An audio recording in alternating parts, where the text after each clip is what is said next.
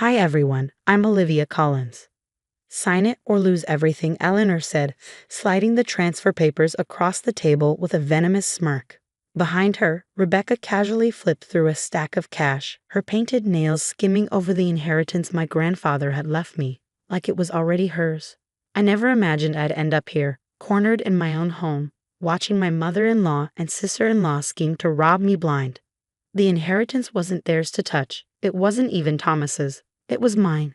Grandpa Jack left it to me, his little owl, because he trusted me to protect what he had built after my parents died. Eleanor's voice sliced through my spiraling thoughts. This can go smoothly, Olivia, or it can go very badly, for you and Thomas. Her manicured fingers tapped a rhythm on the polished mahogany, a sound that had grated on my nerves for years. I forced myself to keep calm, my eyes flicking to the documents. This wasn't just $2.8 million. It was my future, my independence. I don't understand, I said evenly. Why do you think you're entitled to this? Grandpa Jack left this to me. Rebecca scoffed, her laugh sharp and cruel. Oh, don't play innocent. You probably manipulated that poor old man into rewriting his will. Everyone knows he wasn't in his right mind at the end. My chest tightened with fury. Don't you dare. Grandpa Jack was sharper than anyone I've ever known. Right up to the day he passed. You don't get to rewrite history just because it suits you. I turned to Eleanor, my voice firm.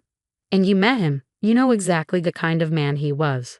Eleanor waved her hand dismissively. Regardless, Rebecca's in the middle of a very messy divorce. She needs security. As family, you should be willing to help. Family. The word left a bitter taste in my mouth. In Eleanor's eyes, I'd never been part of their family. Not really. I was the kindergarten teacher from the wrong side of town, the woman who'd stolen her precious Thomas away from the society debutantes she deemed worthy. Where's Thomas? I asked, the realization hitting me that he wasn't here. Does he know about this? Eleanor's predatory smile widened. Thomas understands that family comes first. He agrees this is the best course of action for everyone involved. The words hit like a punch to the gut. He agreed? Without even telling me? I had such high hopes for you, Olivia. Eleanor sighed, feigning disappointment. But your refusal to support Rebecca in her time of need proves what I've always suspected. You don't belong in this family. Rebecca stepped closer, her hands gripping my shoulders with unsettling force. Sign the papers. Live. Don't make this uglier than it needs to be. I stared at the documents, Eleanor's smug face blurring as anger and betrayal clouded my vision. This wasn't just greed. It was control. Eleanor had spent years trying to undermine me, and now she thought she found the perfect way to force me out for good. And if I refuse? I asked quietly, already anticipating the answer. Eleanor leaned in, her voice a conspiratorial whisper. Then I'll have no choice but to share some interesting discoveries about your teaching credentials. It would be a shame if the school board received an anonymous tip. My head snapped up. That's a lie. My credentials are flawless. I earned every inch of my degree. Perhaps, she replied, her tone syrupy sweet. But in the digital age, it's so easy to create discrepancies. And with my connections, I doubt you get the benefit of the doubt. Rebecca resumed her humming, counting cash with theatrical glee. Think of it as an investment in family harmony, she chirped. I clenched my fists under the table, my grandfather's voice echoing in my memory. Always stand your ground, little owl. Don't let anyone push you around. But this wasn't just about standing my ground.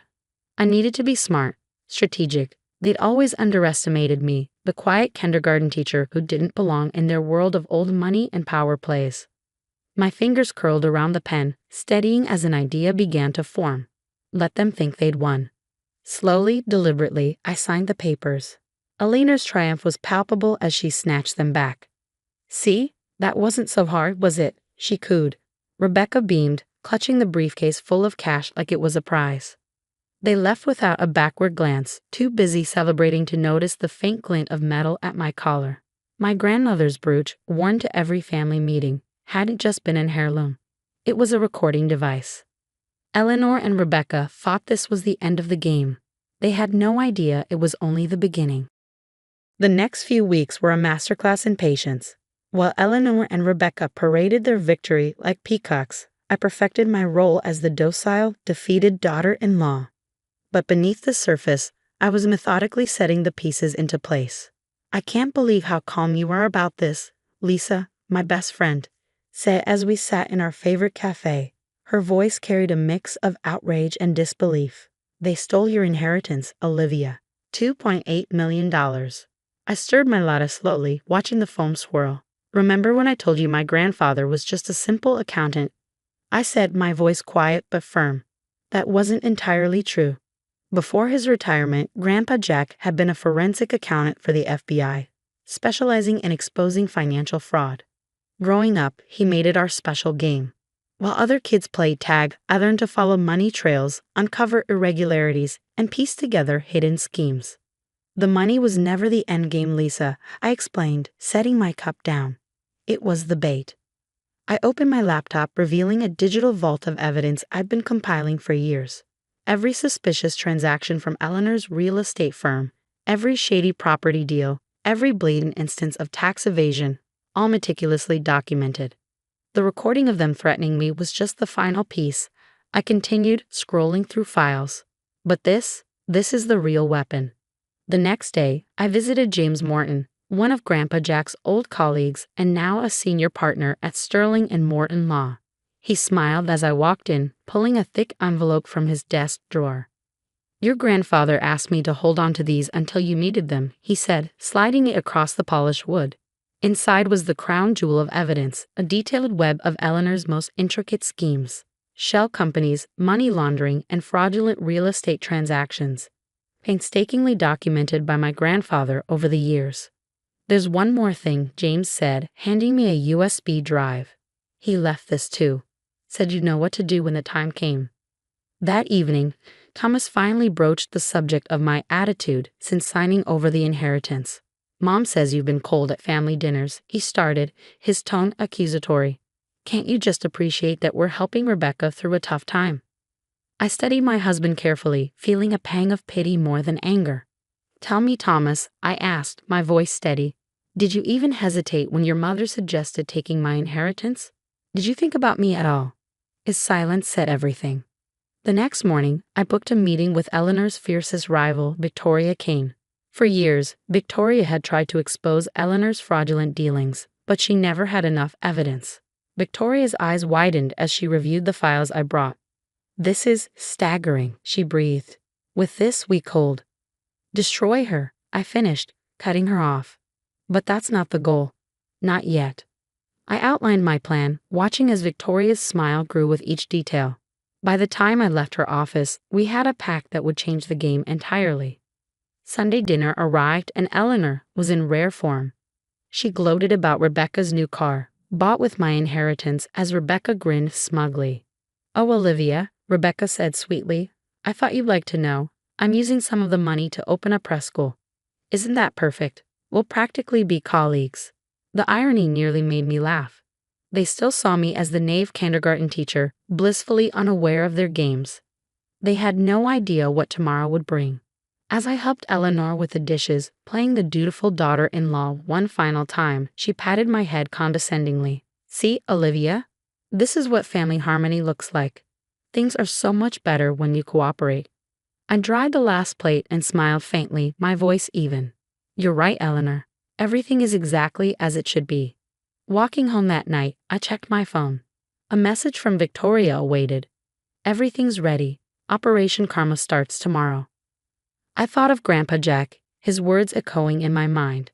The best revenge is letting them think they've won, until the moment they realize they've lost everything. Tomorrow, Eleanor and Rebecca would finally learn who I truly was, not just a kindergarten teacher, but my grandfather's there in every way that mattered. I typed one word back to Victoria: begin. Monday morning arrived with thunderclouds, an omen, perhaps, for what was about to unfold. I sat in Victoria Kane's office, eyes fixed on the screens as our carefully laid plan came to life. Channel 7 news breaking story. Major fraud investigation launched into Collins' real estate empire. The anchor announced. Anonymous sources have provided evidence of extensive money laundering and tax evasion. My phone lit up with notifications. Thomas's name appeared 6 times in a row. I ignored every call. They've arrived, Victoria said, nodding toward the security feed. Eleanor and Rebecca stormed into the Collins real estate lobby, their faces pale and frantic. Minutes later, every local news station aired the recording of their inheritance extortion, blasting their threats for the world to hear. "This is only the beginning," I murmured, my grandfather's voice echoing in my mind. "Time for phase 2. Victoria picked up her phone and made the call we'd rehearsed for weeks. Within hours, her company announced a hostile takeover of Collins real estate, fortified by the mountain of evidence we provided. Stock prices plummeted, dragging Eleanor's carefully curated empire down with them. Eleanor's call came exactly when I expected. "What have you done?" she screeched, her voice shrill with desperation. "You vindictive little—" "Me?" I interrupted, calm and measured. "I'm just a kindergarten teacher, remember? But you might want to ask Rebecca about those shell companies she's been managing for you, the ones in her name." The line went silent. Then, barely a whisper, "How did you?" "My grandfather taught me well," I said, my tone like steel.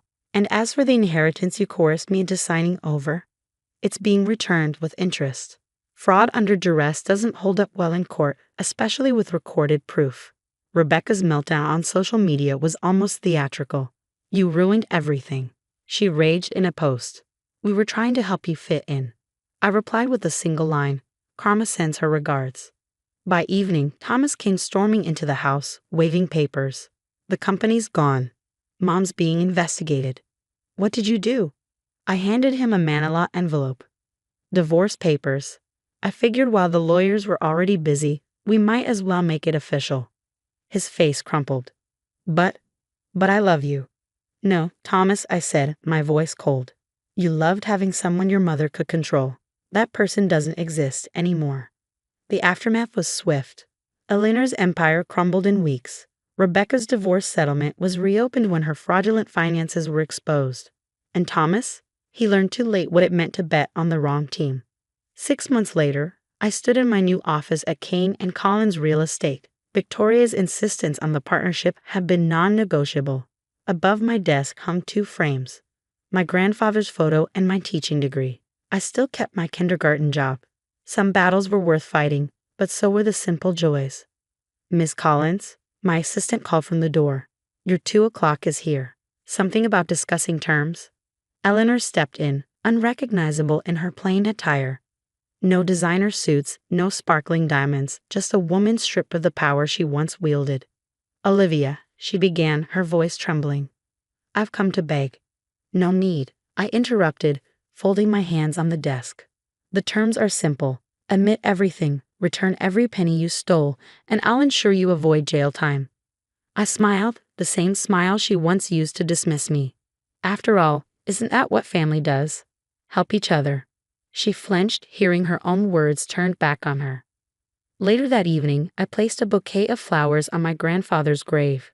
The cool breeze carried a sense of closure. "You were right, Grandpa," I whispered.